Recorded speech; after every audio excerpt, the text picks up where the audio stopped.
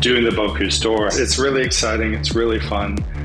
It's very, very challenging, but also you learn a lot about yourself, about the competition, and you learn things that you apply from doing the competition into your day-to-day working life as well. Bocuse d'Or, a very prestigious worldwide culinary contest, is holding its grand final in Lyon in France towards the end of January.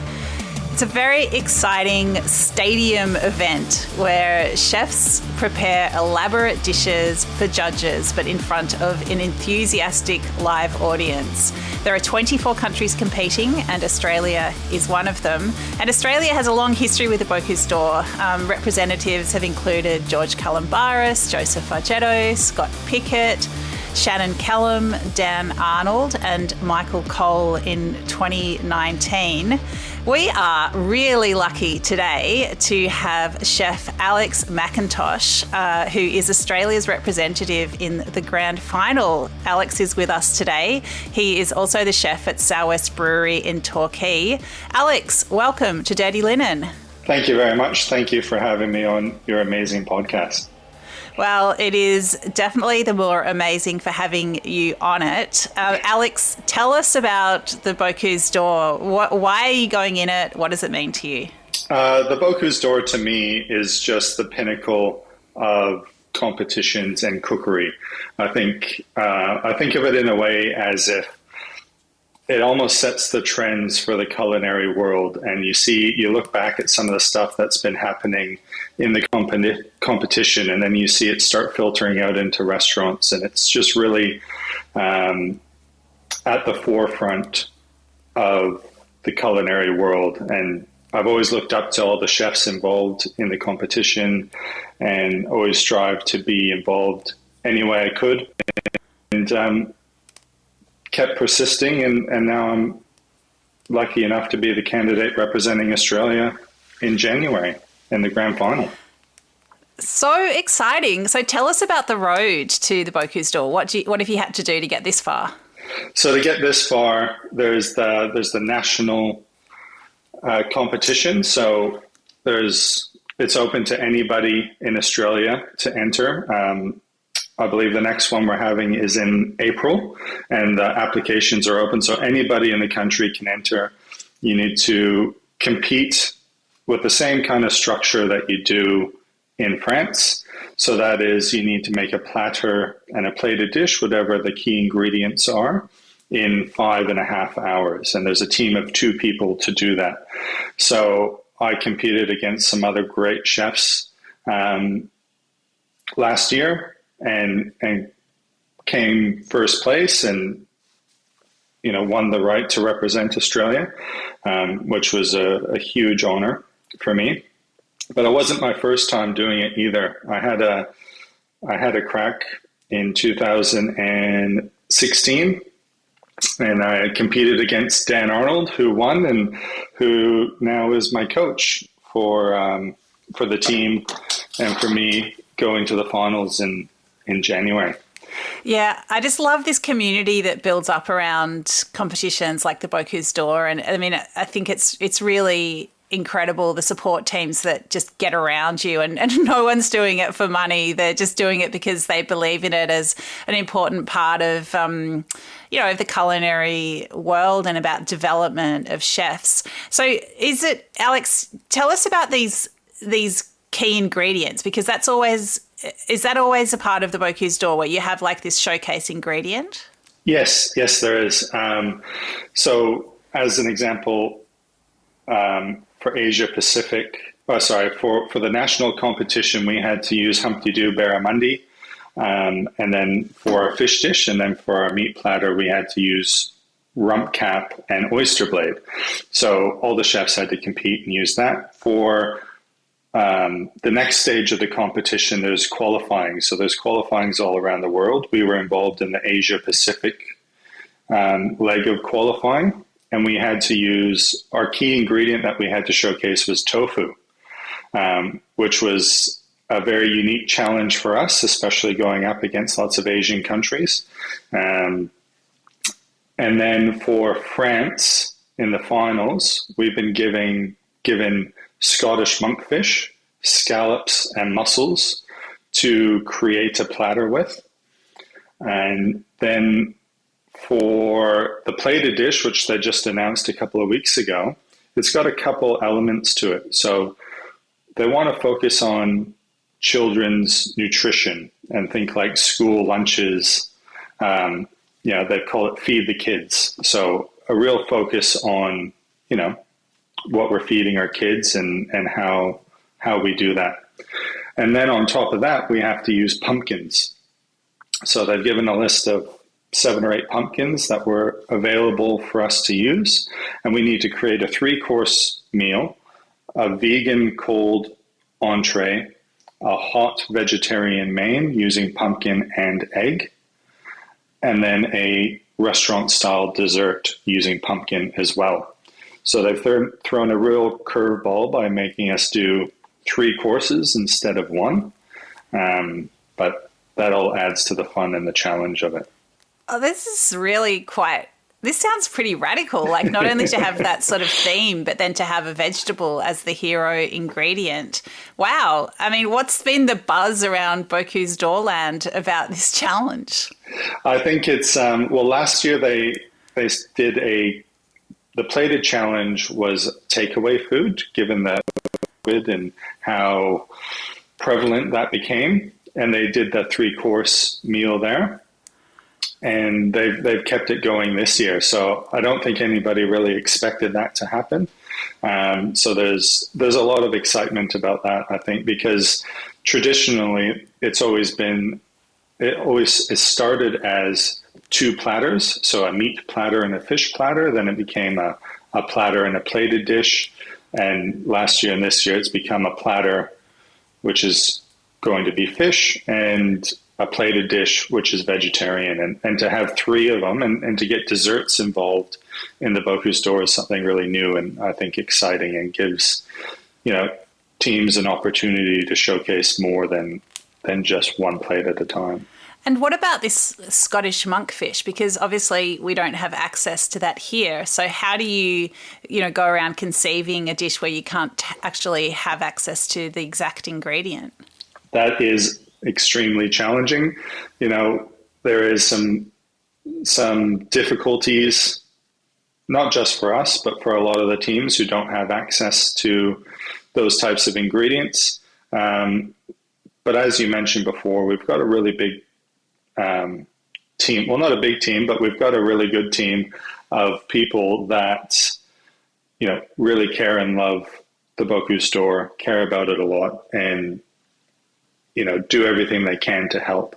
And one of Dan Arnold's seafood suppliers in Brisbane was able to source us some monkfish. And one of my suppliers here in Melbourne, PFD, is currently sourcing some for me as well. So everybody's really come together to try and help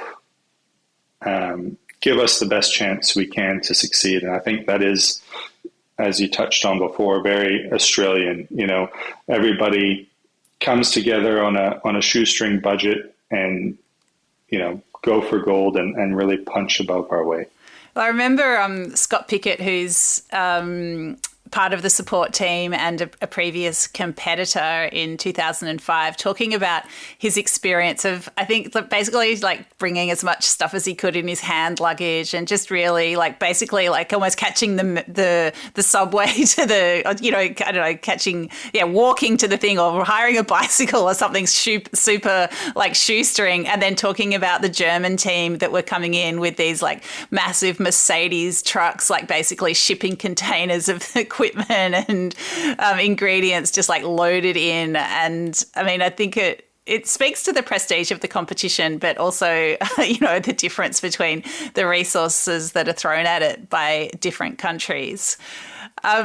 It's amazing that you'll be doing this in 5.5 hours, and to the layperson that might sound like a long time to cook. But talk to us about the timeline and the training and the preparation that goes into pulling this all together. Yeah, it's very, very intense and complex because, yes, 5.5 hours does sound like a lot, but when you see the food and the level that the teams are doing it at, it really goes by so fast. And so what we do is we find out the ingredient and we create our concepts, and we start testing and developing and, coming up with unique ideas and presentation to showcase not only the key ingredients, which all the teams have to do, but also showcasing Australia, and in particularly where I am down here in Torquay, working at Sou'West Brewery. That's a big part of what I want to showcase in France in the finals. And so incorporating these local ingredients to convey that story in the food is a big part of it for us.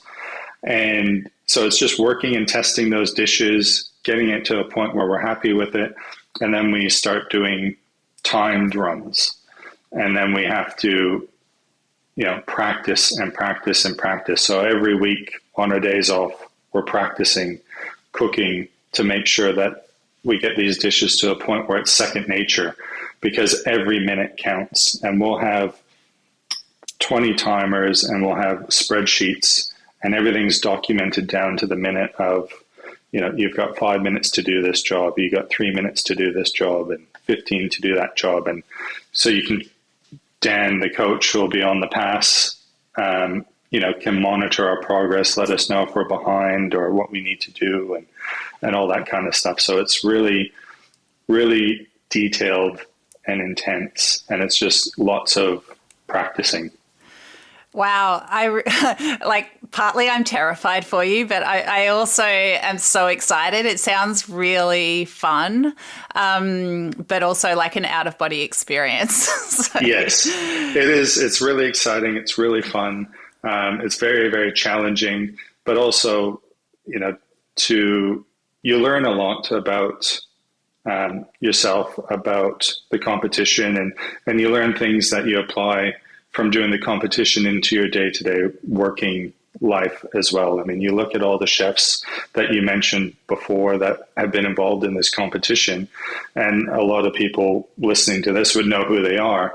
And I think doing the Bocuse store has taught everybody all those things, and they've become quite successful in their fields, not only because of that. Obviously, they all put in a lot of work, but I think that helped. Doing the competition helps give them that structure and drive that's made them all successful as well. Well, I mean, people might think, oh, he's cooking at a brewery. Like, what's that got to do with this high-level competition in France? But can you be sort of like, is there anything specific that you've already been able to take back to your role at the brewery? Well, I think it's about the detailed level of organization, I think, helps everybody, and being forced to do that. But also for me personally, focusing in on having to present a theme and a style, and look at, what my style is, which isn't something that I've really thought about much. I've just gone in and cooked food, but, it's made me reflect on myself and what I want to portray and what I want my style to be. And so in that respect, it has, affected my, some of the stuff that we do at the brewery. Obviously, the brewery is very different to the Bocuse store, and they don't always correlate, but some of the themes and some of the ideas still flow through, because we like to focus on some local produce and local flavors as well where we can. This episode is proudly supported by Montague Plums, handpicked for you. The things that we're really looking for in plums, first of all, they've got to be sweet. We're really looking for a full flavour explosion in our plums. Red flesh is critically important to us, higher in antioxidants, so all that good stuff. And then we're also looking to add a slightly firmer texture, so there's almost a little crunch. That's the real driver for us. For more information, go to montague.com.au. We should mention that you're not by yourself in the kitchen. You do have Dan Arnold on the pass, as you mentioned, but you also have a commie chef. Can you tell us about him? Yeah, so Tristan, he was part of the national selection, and we I found myself without a commis that was of the age to compete in France. So they have to be under 23 years old at the time of the competition.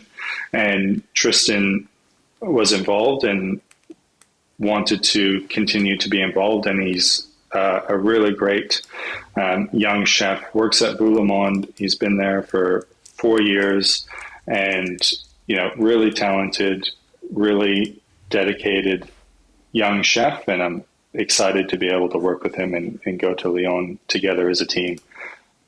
Yeah, it's really fantastic. And I think it's worth reiterating that the competition is open for the next round. Entries are open.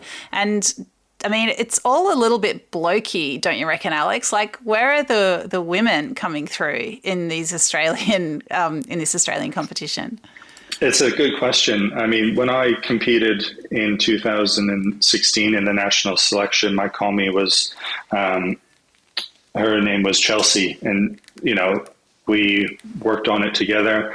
I think it's one of those things. I don't really have the answer for that. I mean, it is open to everybody, and I encourage everybody to do it. And it'd be great to get some more women involved in the competition. I think it's great for everybody and challenges everybody. I'm pretty sure Michael Cole's commis was also Laura. Yeah, Laura. Yeah. So and she did an amazing job. Yeah, maybe there's a bit of imposter syndrome, but women, get in there. Yeah, definitely. Yeah.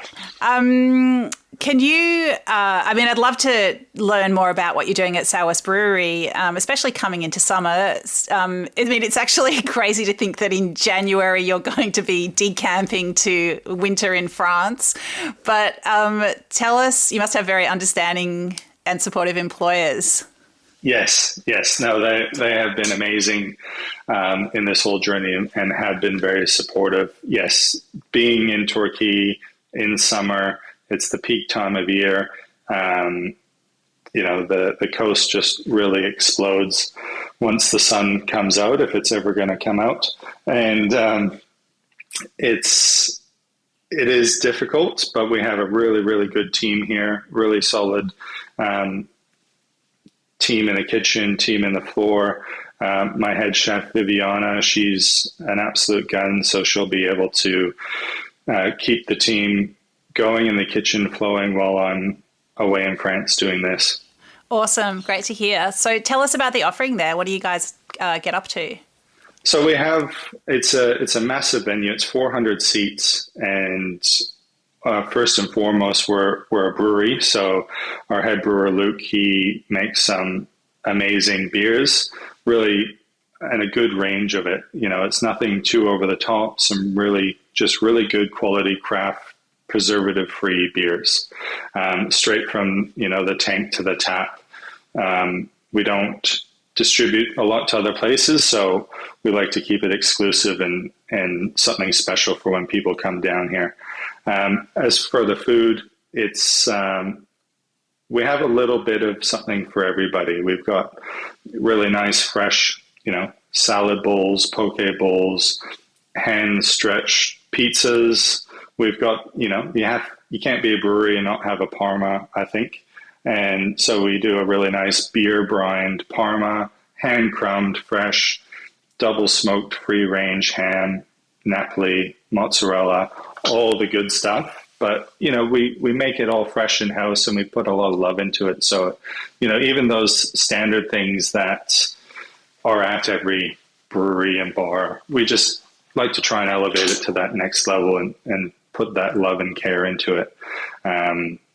So we have a lot of those classics, like I said, the pizzas, the salad bowls. We also have a lot of fresh seafood, fresh sashimis, seafood platters with lobster and oysters and mussels and all that kind of stuff. So it really has a large variety, small snacking, sharing stuff, or if you want to come in for a sit-down meal, it's it's really good in my opinion, but I'm probably a bit biased on that one.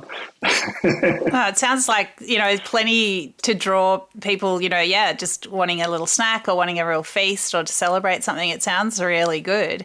So, Alex, I sense you're not from around these parts. Tell us about the journey that's taken you to Australia and to the coast. So I'm correct. I'm originally from Vancouver in Canada.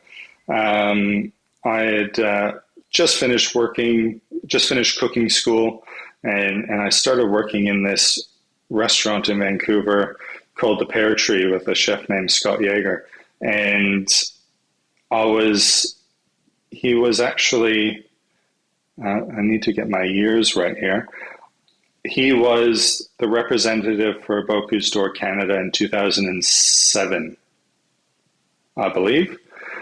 And I was in line to be his commie for the Bocuse d'Or. So it's always been something that I've been passionate about for a long time and interested in.